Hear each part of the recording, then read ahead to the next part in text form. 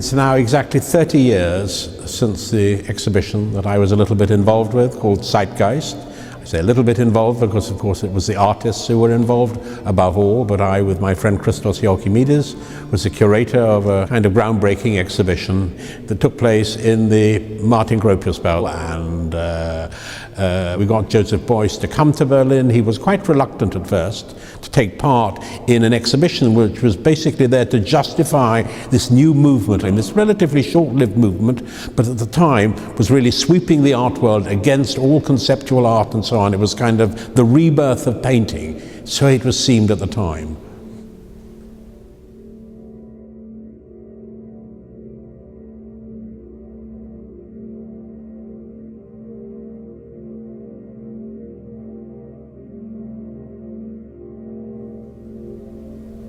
All art is, in a sense, a relic. Everything that has to do with art is, in a sense, a relic of activity.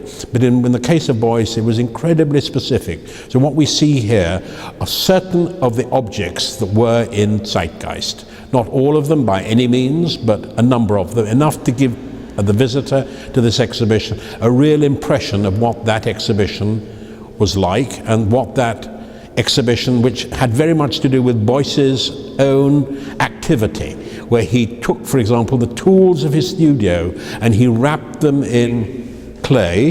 And you see these things wrapped in clay. Most of them were cast later on. And the idea of the Denkmal itself is kind of interesting. It's not just the Hirsch, it's the idea of memory, the memory of very ancient times, even before human beings, and the whole idea of the relationship between the human and the animal is very important, and that somehow that human beings should try and achieve the naturalness, should learn from the animal, should learn from animals, should even learn from plants. I think that's another essential part of the kind of Beuysian message.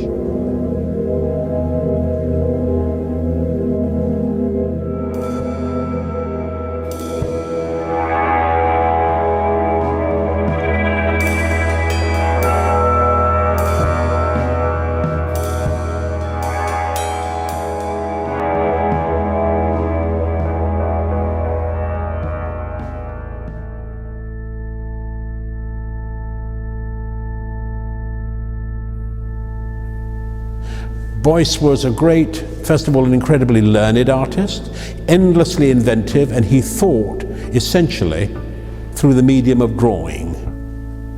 And then occasionally works would be realized. There are so many aspects to the work of Joseph Beuys that it is impossible in a short little discours like this to get to the bottom of him. He was a kind of one of the last universal men.